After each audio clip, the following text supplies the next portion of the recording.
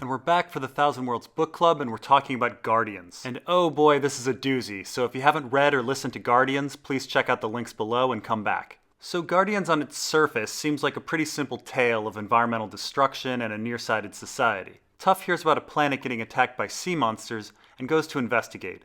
There he meets a group of people called the Guardians who run the planet, and they hire him to deal with the monsters. Tuf tries to fight the monsters with his own genetic creations, but fails. In the end, he discovers that hive-minded telepathic creatures called the Mudpots, who have also mastered genetic engineering, are behind everything, and humans should stop killing and eating them. However, that's not the whole story.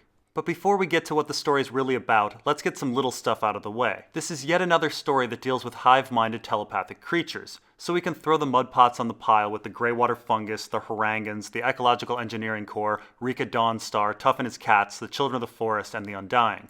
Interestingly, Tuf mentions a planet dominated by fungus that sure as hell sounds like Greywater. However, I'm not sure if the timeline works out. Greywater is dominated by its fungus long before humanity mastered genetics. And this is the first story that mentions the term green dreams. In this story, they are simply telepathic messages. And this makes me think that Jojen and Bran's dreams are not actually prophecy, but simply someone else's telepathic thoughts. This is also the first story that refers to collective consciousness as music. We will see this over and over again in our author's writing, namely in A Song for Leah. This makes me think that A Song of Ice and Fire is actually the collective consciousness of Ice and Fire. It should also be noted that the Mudpots are blind, and of course Arya and Bran's warging abilities advanced when their sight was taken away from them. This seems to stem from the idea that if one sense is taken away, the others compensate. But now let's get to what Guardians is actually about. And we touched on this subject in the Plague Star, but when we did that review, I hadn't figured things out yet.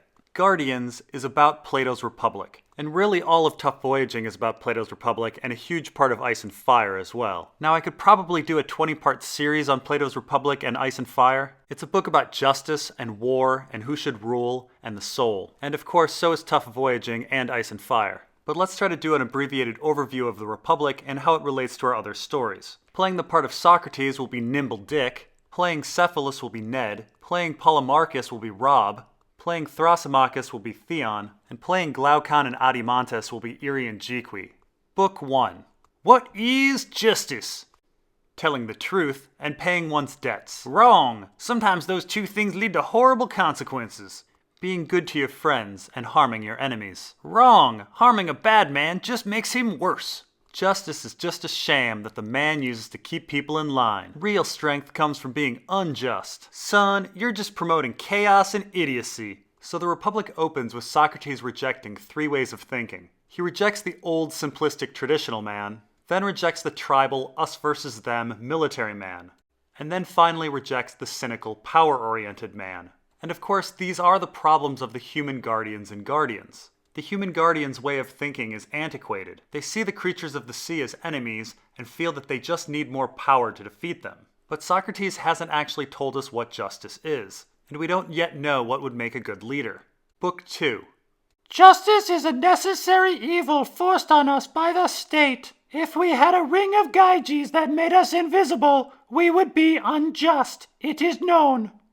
Going around like that would only make your soul sick. And the same is true of the state. To avoid this, the rulers of the state should be specialized in their fields, just like shoemakers are specialized in making shoes. There should be a separate class of people called guardians.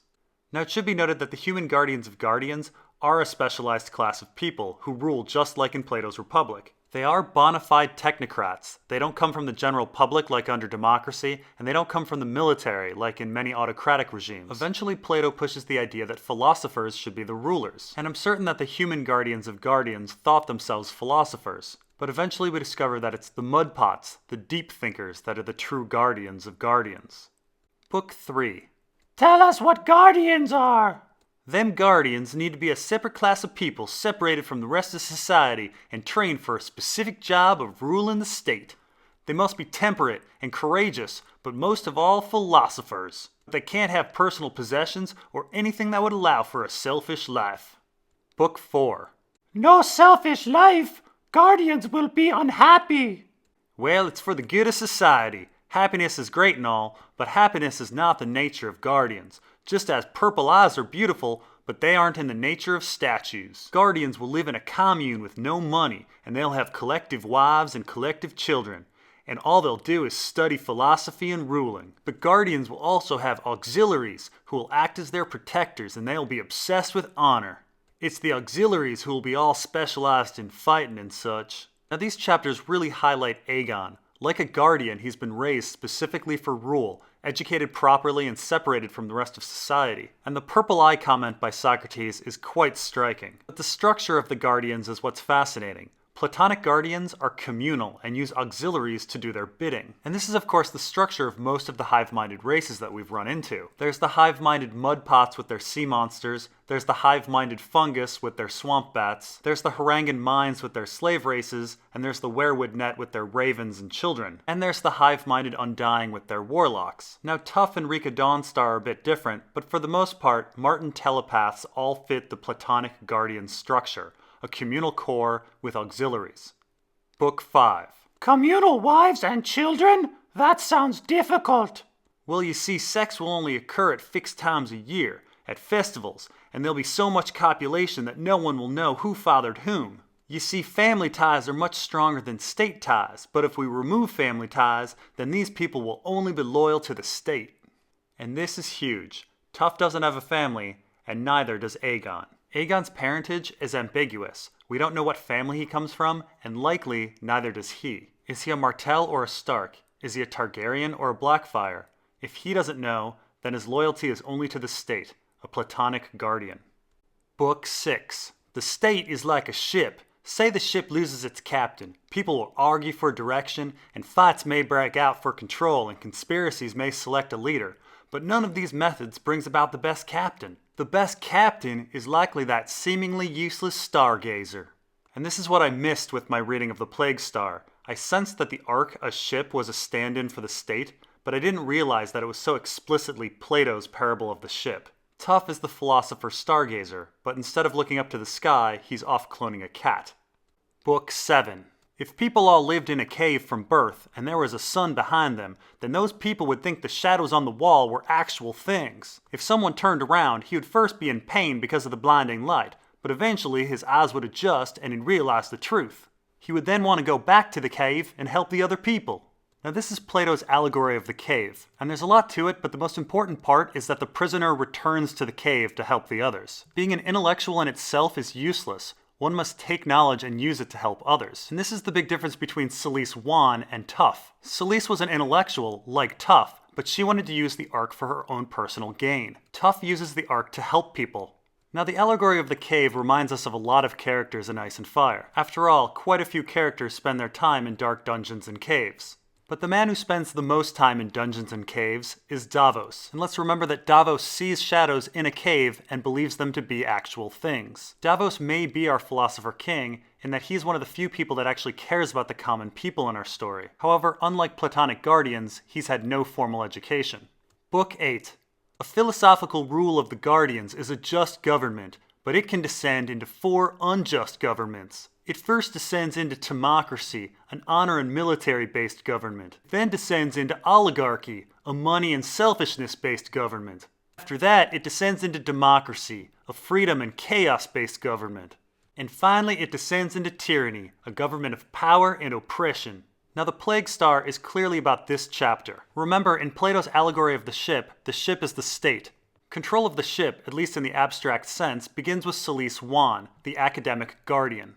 Plato says that the guardians lose control of their state essentially through carelessness and intermingling with their auxiliaries. And that's when the military and honor-focused Geoffrey Lyon really takes control of the mission. However, Plato says that military men become focused with spoils, and eventually this focus on property corrupts them, and so Geoffrey Lyon ends up hiring the money-obsessed Kaj Nevis, and he of course betrays Geoffrey and Selyse to become the de facto owner of the Ark. However, Plato says that oligarchy eventually breeds resentment, and so democratic revolution occurs. However, Plato believes that democracy just leads to hyper-freedom and chaos. And this describes Anitas's reign. He has resentment against Nevis, and so he takes control of the Ark.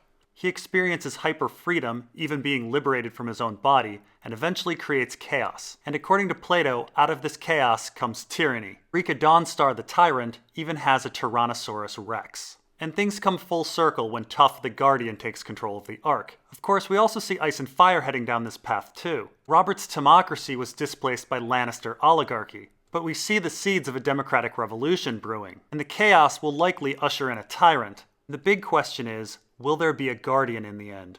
Book 9. Just as an unjust and selfish tyrant is bad for the state, being unjust and selfish is bad for the soul. You may think that food, drink, and sex will make you happy, but in truth, only justice makes you happy. Now this really seems to describe Tyrion. He eats and drinks and whores, but in truth he's very unhappy. He's a tyrant over his own soul. And finally, Book 10. Just as only injustice can destroy the state, only injustice can destroy the soul. So if you die, a just soul will live on. It is known. Now, unlike Socrates, our author is an atheist. Still, in his writing, he has various ways the soul can live on forever. You can be downloaded into a computer, you can exist as a hive-minded organism, you can exist as a story, or you can have a second life in an animal. In fact, the final book of the Republic also describes living a second life as an animal. But what's interesting about the last book of the Republic is that both Plato and Socrates believed in personal choice. Man chooses his own destiny, and not the fates. Which once again makes me think that all prophecy is bullshit. And that brings us to the end of Guardians, which ended up not being so much about Guardians. Next time our adventures of Tuf continue into second helpings. The link for the story is below. See you then.